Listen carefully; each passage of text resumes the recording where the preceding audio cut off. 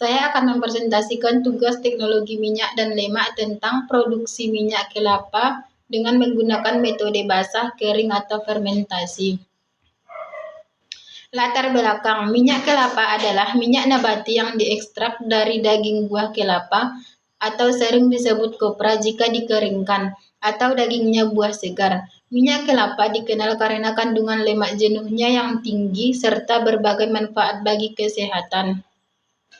Tahapan proses produksi, cara kerja atau menggunakan kopra. Cara ini menggunakan daging kelapa yang sudah dikeringkan atau kopra sebagai bahan baku. A. Pembuatan kopra. B. Pencacahan penghalusan. C. Pemanasan dan pengepresan. D. Lanjutan untuk minyak kelapa olahan RBD. Minyak mentah yang dihasilkan kemudian melalui proses refining atau pemurnian asam, blanching atau pemutihan, dan deodorizing atau penghilangan bau untuk menghasilkan minyak kelapa yang lebih jernih dan netral. 2. Cara basah menggunakan santan kelapa segar. Cara ini menggunakan santan yang diekstrak dari daging kelapa segar sehingga digunakan untuk memproduksi virgin coconut oil. Cara kerjanya: A. Persiapan bahan baku. B.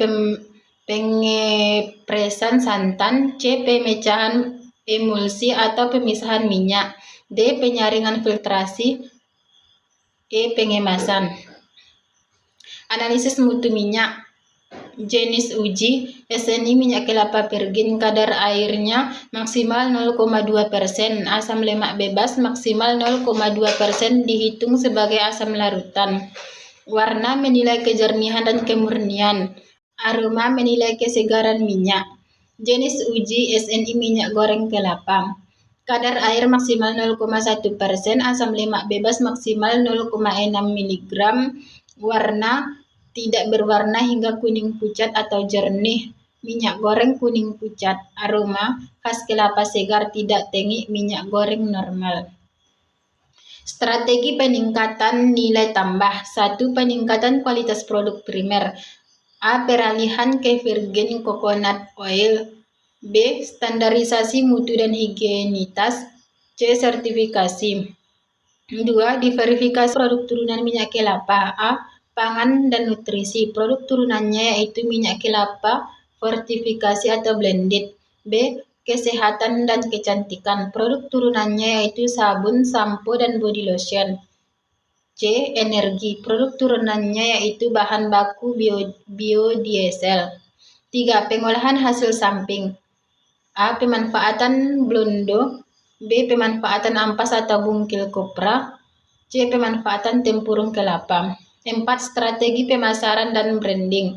A. Fokus pada keunikan VCO. B. Pengemasan menarik. C. Pemasaran digital dan ekspor. D. Kemitraan. 5. Peningkatan efisiensi dan kapasitas petani.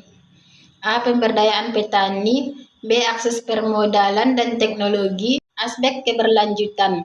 1. Pengolahan sumber daya alam. A. Penerapan praktik pertanian berkelanjutan, misalnya pertanian organik yang mengurangi penggunaan pupuk kimia dan pestisida. B. Mendorong sistem intercropping atau tanam sela di antara tanaman kelapa untuk menjaga kesuburan tanah dan meningkatkan keanekaragaman hayati kebun.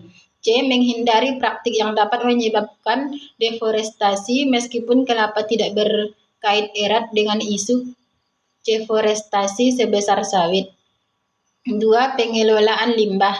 Menerapkan sistem pengelolaan limbah cair agar tidak mencemari sumber air. Limbah cair dapat diolah menjadi produk seperti nata de coco. Kesimpulan dari materi di atas dapat disimpulkan bahwa peningkatan nilai tambah minyak kelapa sangat bergantung pada kemampuan rantai pasok untuk beralih dari produksi komunitas mentah volume besar menjadi produk spesialisasi berkualitas tinggi yang bersertifikat dan berkelanjutan, sehingga memberikan manfaat ekonomi yang maksimal bagi seluruh pemangku kepentingan, terutama petani kecil.